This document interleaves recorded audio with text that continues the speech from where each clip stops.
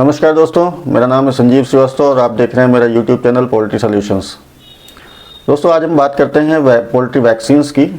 Vaccines क्या है, कैसे लगानी है और क्या सावधानियां बरतनी हैं ताकि वैक्सीन का मैक्सिमम हम फ़ायदा ले सकें। तो सबसे पहले हम ये समझें कि वैक्सीन्स हैं क्या। साइंस की भाषा में इसको कहते हैं vaccine is an attenuated virus. Virus का ही कमज़ोर स्वरूप वैक्सीन होता है, यानी कि लाइव वैक्सीन्स में होता वायरस ही है, लेकिन वायरस को पैसेजिंग के थ्रू इतना कमज़ोर कर दिया जाता है कि वो बीमारी फैला नहीं सकता। लेकिन उसकी एंटीजेनेसिटी इतनी अच्छी होती है कि वो शरीर में एंटीबॉडीज़ पैदा करता है, उस बीमारी से लड़ने की क्षमता पैदा करता है।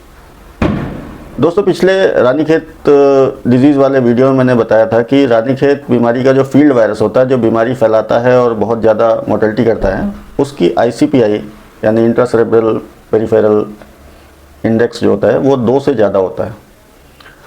तो अगर हम इसकी ICPI को और कम कर दें साइंटिफिक टेक्निक्स के द्वारा, तो क्या होगा कि उसकी विरुलेंस यानी रोग फैलाने की क्षमता घटती जाती है और उसके खिलाफ हमें एंटीबॉडीज़ मिल जाती हैं। यानी लाइव वैक्सीन जब हमने दी तो उसमें रोग फैलाने की क्षमता नहीं है या ना के बराबर है। जैसे B1 वैक्सीन होती है, उसकी ICPI 0.10 होती है। 0.10 का मतलब बहुत हल्का सा वो रिएक्शन कर सकती है, बीमारी नहीं फैला सकती। लेकिन वो शरीर में जैसे ही जाएगी तो वैसे ही उसके खिलाफ शरीर अपने इम्यून सिस्टम से एंटीबॉडीज़ पैदा करेगा और वो एंटीबॉडीज उसके शरीर में रहते हैं काफ़ी समय तक। लाइव वैक्सीन के केस में 5-6 हफ्ते तक और किल्ड वैक्सीन के केस में 10-12 हफ्ते तक। तो इतने दिन एंटीबॉडीज़ वो रहेंगे और अगर वो फील्ड वायरस जिसकी ICPI 2 से ज़्यादा है, जो बीमारी फैला सकता है, जो मोर्टेलिटी कर सकता है, उससे लड़ने में वो एंटीबॉडीज़ काम आते हैं।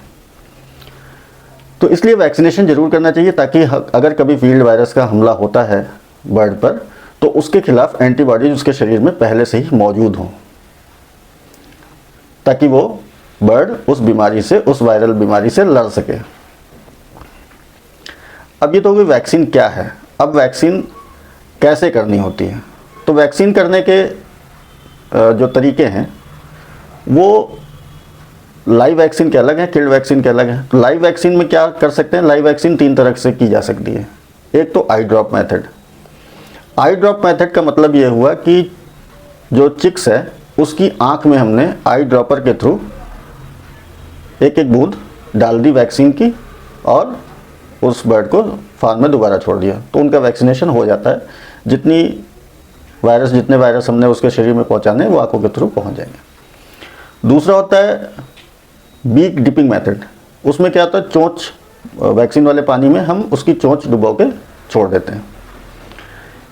तीसरा जो मेथड आजकल चल रहा है वो है थ्रू वाटर, पानी के थ्रू।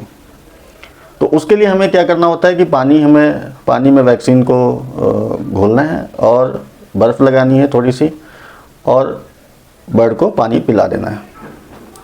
अब पानी सारे बर्ड पी लें और पानी का लगाने का तरीका ये है कि पहले तो टेम्परेचर जो हो पानी का वो 2 से 8 डिग्री सेंटीग्रेड के बीच में हो, ताकि वैक्सीन गर्म ना होने पाए किसी भी तरीके से। उसके लिए आप घर वाली बर्फ़ का भी इस्तेमाल कर सकते हैं, घर में बर्फ़ जमा के इस्तेमाल कर सकते हैं। दूसरा ये है कि उसमें आपने कोई एक कैरियर डालना होता है ताकि सभी बर्ड्स को इवनली वो वैक्सीन डिस्ट्रीब्यूट हो सके। तो वो कैरियर क्या हो सकता है, पहले तो स्किम्ड मिल्क पाउडर यानी सूखा दूध, जिसमें 99% फैट फ्री जो दूध आता था, वो दूध का इस्तेमाल करते थे। और वो दूध देने का ये है कि 6 ग्राम 1 लीटर पानी में आपने देना है। मान लीजिए आपके पास 1000 बच्चे हैं और आपने 10 लीटर पानी लगाया है, तो आपको 60 ग्राम सूखा दूध देना पड़ता है।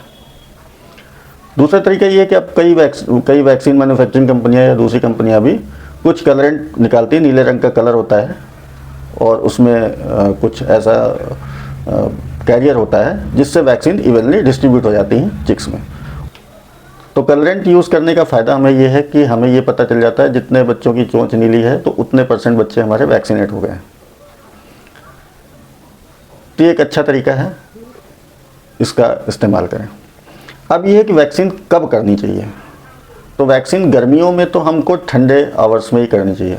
ठंडे आवर्स मतलब शाम को 6 बजे के बाद, 7 बजे के बाद, या सुबह 4-5 बजे कर लें। गर्मियों में क्या होता है कि बहुत ज़्यादा गर्मी में अगर आप देंगे तो गर्मी का स्ट्रेस अलग होता है और वैक्सीन का स्ट्रेस अलग हो जाएगा, तो उसमें मोर्टेलिटी हो सकती है, इसलिए ठंडे आवर्स में। सर्दियों में आप सुबह 10 बजे से 4 बजे के बीच में कभी भी, जब भी थोड़ा सा मौसम खुला हो तो आप उसको दे सकते हैं, क्योंकि सर्दियों में रात में तो बच्चे और पानी कम पीते हैं। गर्मियों में आप बच्चों को आधा घंटा प्यासा कर लें, पर्याप्त है। सर्दियों में आपको हो सकता है 1.5-2 घंटे उनको प्यासा रखना पड़े, क्योंकि टेम्परेचर मेंटेन नहीं हो पाता है। तो 1000 बच्चों पे अगर अपने पानी की बात करें तो हम 20 बर्तन अगर हमने लगाए हुए हैं तो हर बर्तन में आधा लीटर पानी ले लें, यानी 10 लीटर पानी ले लें, उसमें वैक्सीन घोल लें, थोड़ी बर्फ़ डाल लें ताकि पानी का टेम्परेचर मेंटेन हो जाए। कलरेंट या ना मिले तो सूखा दूध 6 ग्राम 1 लीटर के हिसाब से वो लेके और बर्ड को प्यासा रख के पिला दें। बर्ड वो पानी पिएगा और उससे उसके एंटीबॉडीज़ अपने आप शरीर के अंदर बनेंगी। सावधानियाँ ये बरतनी है कि वैक्सीन देने से 24 घंटे पहले और 24 घंटे बाद तक पानी में कोई भी आपने डिसइंफेक्टेंट या वाटर सैनिटाइज़र या एसिडिफायर ये सब नहीं देना है। दूसरी चीज़ जो हमें देखनी होती है कि जब अगर हम आई ड्रॉप मेथड से कर रहे हैं तो जो हमारा ड्रॉपर या जो वायल है जिससे हम आँखों में पानी डाल रहे हैं, आँखों में वैक्सीन कर रहे हैं, वो हमेशा ठंडा बना रहे। तो उसके लिए आप चाहें तो 2 बॉटल्स ले सकते हैं, 2 ड्रॉपर्स ले सकते हैं, ताकि एक अगर गर्म होने लगे तो आप उसको बर्फ़ में फिर से रख दें और दूसरे जो रखा हुआ था बर्फ़ में जो ठंडा है उससे आप कर सकें। अब इतनी सावधानियों के बाद भी कई बार वैक्सीन फेल्योर का केस हो जाता है, वैक्सीन रिएक्शन, उसको वैक्सीनल रिएक्शन या वैक्सीनल फेल्योर बोलते हैं, तो वो हो जाता है। अब इसका क्या कारण हो सकता है? तो सबसे पहले आप ये देखें कि जब भी वैक्सीन खरीदें तो आप ये देखें कि कहीं वो एक्सपायर तो नहीं है, एक्सपायरी वैक्सीन मत लगाएं। दूसरी चीज़ आपने ये देखनी है कि जिस भी दुकानदार से आप वो वैक्सीन खरीद रहे हैं, क्या उसके पास टेम्परेचर मैनेज करने का या कोल्ड चेन मेंटेन करने का कोई तरीका है भी या नहीं।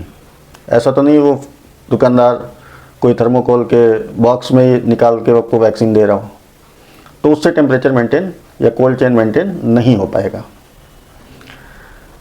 वहाँ पे अगर सही है, आपके पास दुकानदार सही है और उसने वैक्सीन सही दी, तो आपने जो ट्रांसपोर्ट करी, क्या आपके पास थर्मस थी जिसमें आप बर्फ़ डाल के वैक्सीन को ले गए ताकि वो गर्म ना हो पाए? तो आपको अपने ट्रांसपोर्ट पे भी ध्यान देना है। फिर उसके बाद जब वैक्सीन करते हैं तो क्या ऐसा तो नहीं पानी गर्म हो गया था, हमने बहुत देर तक पिला दिया था? क्योंकि गर्मियों में तो आधे घंटे में बर्ड पानी पी जाएगा, थोड़ा पानी लगाया तो वो पी जाएगा। सर्दियों में हो सकता है 1.5-2 घंटे हमें पानी देना पड़े ताकि वो पी जाए। इसके बाद जब हमने पानी पिला दिया, थोड़ा बचा भी रह गया वैक्सीन वाला पानी, तो वो बर्तन, जिस बर्तन में आपने उनको वैक्सीन दिया है, वो सारे बर्तन हटा के और उस बर्तन को प्रॉपरली डिसइंफेक्ट करके किसी डिटर्जेंट से उसको मांज लें, पानी से धो लें, उसके बाद उसमें पानी पिलाएं। डायरेक्ट उसमें दूसरा पानी ना लगाएं।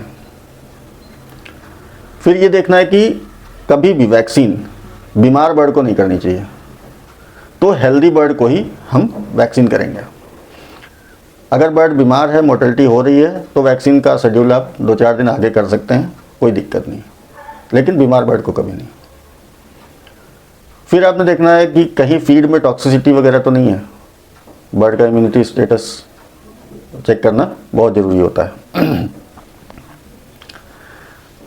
तो ये जो वैक्सीन होती है, लाइव वैक्सीन, ये आपको 4 से 5 हफ्ते तक की इम्यूनिटी देती हैं। 4 से 5 हफ्ते तक इनका असर होता है। किल्ड वैक्सीन का 10-12 हफ्ते तक। अब किल्ड वैक्सीन कैसे लगाते हैं? कुछ कंसल्टेंट्स हैं जो ब्रायलर में किल्ड वैक्सीन भी लगाते हैं। तो किल्ड वैक्सीन जो लगाते हैं वो 2 तरीके से लगा सकते हैं। एक सबक्यूटेनियस, जिसको सबकट बोलते हैं, तो वो त्वचा के अंदर लगाई जाती है वैक्सीनेटर के थ्रू, और दूसरा सब इंट्रामस्कुलर, मसल्स यानी जांग की मसल्स में आप वैक्सीन को वैक्सीनेट करते हैं। तो वो जब भी वैक्सीन लगाएं, आपका का जो भी कंसल्टेंट है उससे पूछ लें कि कौन सी वैक्सीन कितने दिन पे देनी है, तो वो आपके फार्म की बीमारी की हिस्ट्री के हिसाब से आपको बताएगा कि ये वैक्सीन आपको इस दिन पे लगानी है।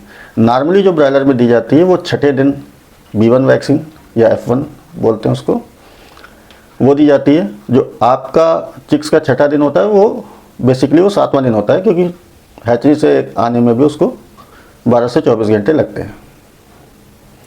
दूसरी वैक्सीन गम्बोरो की है जो 12वें दिन देनी चाहिए, यानी कि 12 से 13 दिन में दे सकते हैं, और लसोटा 21 से 22वें दिन में दे सकते हैं। ये 3 वैक्सीन मस्ट है, इन तीनों वैक्सीन को ज़रूर से ज़रूर लगाना चाहिए। वैक्सीन देने के बाद बर्ड की इम्यूनिटी पे काफ़ी असर पड़ता है, क्योंकि वैक्सीन के खिलाफ एंटीबॉडीज़ बनती हैं, तो सिस्टम उसका हिलता है। तो पहली वैक्सीन और तीसरी वैक्सीन के बाद बेयर मिनिमम कम से कम उसको मल्टीविटामिन ज़रूर पिलाएं अगले 2 दिन के लिए। और गम्बोरो के बाद, क्योंकि गम्बोरो ने बर्सा फेब्रिशिया यानी कि इम्यून सिस्टम पे ही काम करना होता है, तो इसके लिए उसको गम्बोरो के तुरंत बाद विटामिन ई या इमॉन वगैरह कोई भी इम्यूनोमॉड्यूलेटर जरूर दें अगले 2-3 दिन तक। कोशिश करें कि 2 दिन पहले से 2 दिन बाद तक दे दें तो और अच्छा रहेगा। तो दोस्तों, अगर ये सावधानियां बरतते हैं और ये चीज़ें आप करते हैं तो आपके बर्ड को भी फ़ायदा होगा, और उनकी जो वायरस से होने वाली मृत्यु दर है उससे काफ़ी कंट्रोल किया जा सकता है। क्योंकि वायरस से जब मोर्टेलिटी होती, चाहे वो गम्बोरो हो या रानीखेत हो या कोई भी दूसरी वायरल बीमारी हो, उसका फिर कोई इलाज नहीं है। इलाज वही है कि हम उसके इम्यून सिस्टम को मजबूत करें, उसको अच्छा लीवर टॉनिक दे दें, अच्छी किडनी प्रेशर दे दें, बाकी उसका कोई इलाज फिर बचता नहीं है। तो कोशिश करें कि हम पहले से ही उसको वैक्सीनेट करें। और मेरी आपसे रिक्वेस्ट है, प्रार्थना है कि आप लोग वैक्सीन ज़रूर करें। और कोई आपके मन में सवाल हो तो नीचे कमेंट बॉक्स सेक्शन में आप मुझसे पूछ सकते हैं। और अगर वीडियो पसंद आया हो तो लाइक ज़रूर करें। अगर आपने चैनल अभी तक सब्सक्राइब नहीं किया है तो प्लीज़ चैनल को सब्सक्राइब करें, ताकि और अच्छे वीडियोज़ मैं बना सकूं आपके लिए। मिलते हैं अगले वीडियो में। नमस्कार।